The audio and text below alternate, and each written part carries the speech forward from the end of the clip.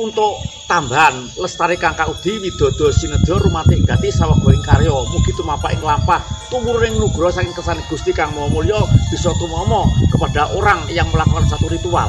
Oh gitu ya Pak. Kadang ada yang mengartikan, "Wah, ini tempat tinggi setan ngono Mbah." Jadi kita tuh enggak biar enggak anu. Bukan itu Mbah ya. Orang yang berpengalaman buta kuwi terkadang nilai budaya ini adalah peninggalan leluhur. Jadi jangan mudah mentidakkan apapun, karena apa? Kalau kita memandang suatu bendanya, kita akan berpersepsi lain. Tapi pandanglah dengan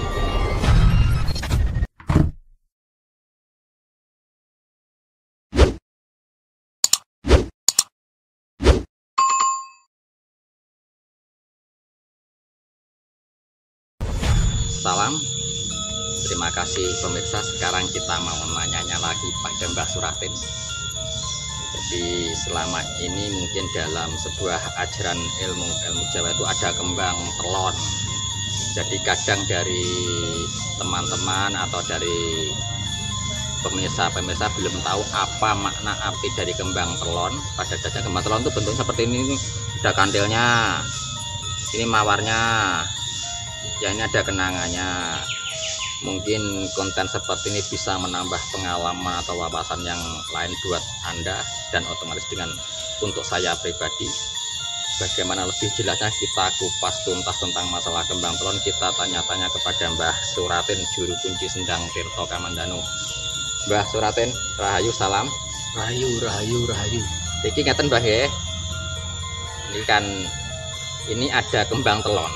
Jadi anak-anak muda sekarang tuh nggak tahu, atau mungkin ada sebagian yang tahu tapi ada juga sebagian yang belum tahu makna dari kembang telon. Tuh kadang kan ada yang ditaruh di dalam gelas buat saji, ataupun ada yang apa gitu kan, kadang ada yang belum tahu. Jadi fungsi dari makna dari kembang telon itu apa, kita tanya Mbah Suratin. Mungkin Mbah Suratin tuh bisa menjabarkannya apa makna dari kembang telon. Monggo Mbah.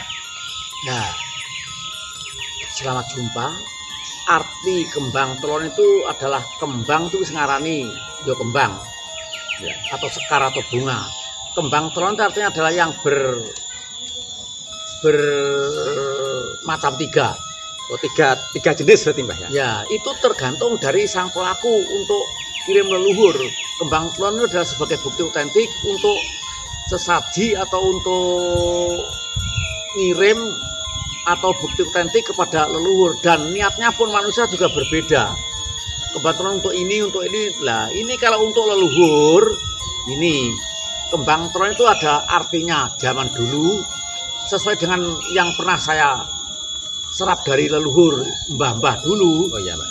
Ya, kembang telon itu biasanya adalah sekar kenongo, kantil, mawar. Itu namanya kembang merah telon. Ya, mawarnya merah ya. Oh iya.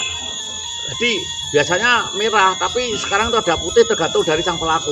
Kalau yang putih itu juga bisa menjadi kembang telon, itu bisa Mbah ya? Bisa. Tapi yang penting dinamakan telon, berarti itu 3 macam dari bunga. Ya. Oh ya. Nah, terus Mbah? Jadi umpamanya dalam waktu dulu orang yang menabur bunga sekar kantil kena mawar, artinya itu kalau nilai budaya ada yang berbeda. Ada yang sekar kantil itu tegese supados kumantil, tujuannya kumantil sing dituju, kumantil opo sing direnungi, kumantil apa yang dilakukan sesuai dengan kejiwaan masing-masing dan sesuai dari opo sing dituju. Oh gitu ya, berarti kantil dari dasarnya itu biar ibaratnya kantil dari apa sebuah tujuan kehidupannya gitu ya. Ya. Oh ya. Isine nggih ngantilne pangkat derajat atau kebahagiaan apa yang dituju. Oh gitu. Nah yen sekar mawar saged binabar dan bisa kembar dengan sesuai batin dan lahirnya. Oh berarti kalau mawar tuh biar binabar seperti kembar, jadi antara tujuan dari jiwa dan raga itu menyatu gitu, bisa ya?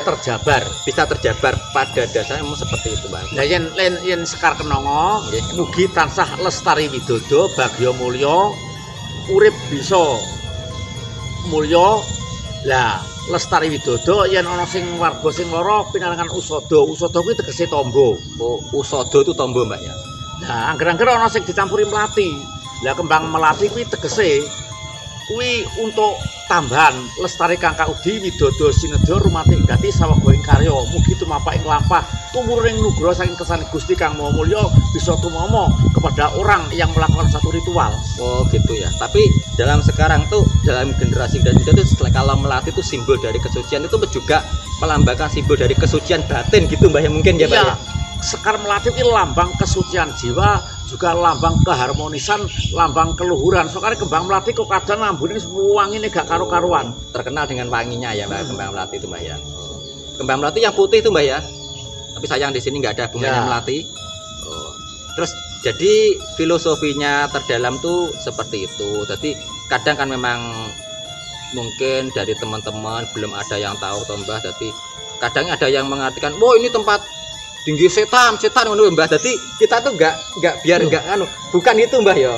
Orang yang berpengalaman buta, kuwi terkadang nilai budaya ini adalah peninggalan leluhur. Oh, kok kembang kuwi berhubungan dengan setan itu tidak. Lek wangi ini kembang wangi. Pernah saya utarakan wangi kok asli ciptaan Gusti Allah. Berarti itu wangi asli dari alam. Nah, jadi sudah itu bisa dibedakan tergantung dari sang pelaku dan pemakai. Yang senang iki, loh segala-galanya itu sudah tergantung dari keyakinan dan kepercayaan. Yang percaya ya monggo, yang tidak percaya tidak akan memaksa, punya suatu keyakinan tersendiri. Berarti ini sesuai keyakinan ini sebagai apa ya, tanda bukti gitu Mbah ya. Bukti otentik. Ini bukti otentik bagaimana kita itu sowan pada leluhur kita ataupun pendahulu kita dengan menggunakan aroma-aroma yang alami. Oh, seperti kembang harum. Jadi kembang telon seperti itu Mbah ya fungsinya ya. Tapi kadang ada yang juga ditempelkan di ibaratnya orang-orang dulu kan ada yang buat di apa itu cawisan, juga ada yang kembang telon juga seperti. Jadi mungkin pokoknya kembang telon adalah lambang untuk sesaji atau lambang cepaan atau diarahkan kepada leluhur. Leluhur itu adalah orang yang sudah meninggal. Medali kita namanya leluhur. Entah cili, entah tuwek, entah wis nenek moyang adalah leluhur. Orang yang diluhurkan atau orang yang dikeramatkan. Iya. Banyak sekali kita mengambil hikmah dari Mbah Suratin ini ya, dari kembang telon. Kembang telonnya tuh seperti ini tuh, kembang telon ini. Ya. Terus apalagi Mbah ya, tadi buat yang di sini kadang tuh orang-orang bertujuan ke sini kan kembang telon ada yang cawisan itu kan. Kalau melihat penjabaran dari Mbah Suratin ini kan kita jadi tahu ternyata kembang telon itu fungsinya seperti ini kan lebih enak gitu Mbak. Untuk kepada sakral tergantung dari niatnya. Oh, tergantung dari niatnya Mbak ya. Lah pokoknya awakmu yang leluhur kembang telon terus di untuk yang lain kembang telon. Tapi kalau kamu untuk berpacaran nganggo kembang telon ya salah. Berarti lah kamu pacaran terus kayak pakai kembang telon Pak berarti ya, pokoknya kembang itu lambang keharuman, lambang supaya redup. Dan zaman dulu asli dari alam yang ada. Kalau dari alam yang ada pasti rasa domi dari sing ngecat langit. Oh ya. Ya demikianlah mungkin kita bisa membahas kembang telon untuk saat ini. Jadi fungsi utamanya kembang telon itu bagaimana kita menghormati para leluhur dengan tanda buktinya sebagai wujud. Tadi tanda buktinya adalah bunga, di mana bunga sendiri itu menciptakan sebuah keharuman yang alami, di mana rasa alami itu akan lebih menyatu dengan tujuan kita di dalam kejernihan batin kita, kejernihan pikiran kita, dan kejernihan apapun kalau menyatu dengan alam itu lebih sinkronisasi. Jadi mungkin seperti ini kita batin, mohon maaf ya waktunya ya, nanti saya tanya-tanya terus ini. Jadi kan gini Mbah ya, jadi soal ibaratnya bunga kita udah, itu adalah pengalaman untuk manusia berbeda. Terkadang bagi orang yang lain jadi sesepuh atau dari orangnya juga ada tujuan yang lain. Oh gitu Mbak ya. Tergantung dari keyakinan sendiri-sendiri.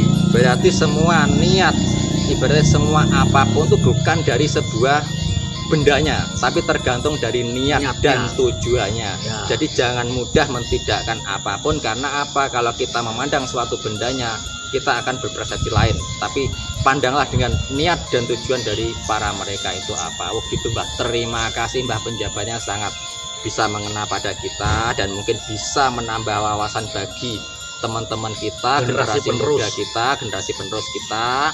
Dan saya mungkin dari konten seperti ini kita bisa mengambil hikmah yang banyak. Kalau ada kata yang salah dari Mbah Suratin, dari saya Welat Bumi, saya minta mohon maaf karena manusia itu nggak lepas dari semua kesalahan, dan salam.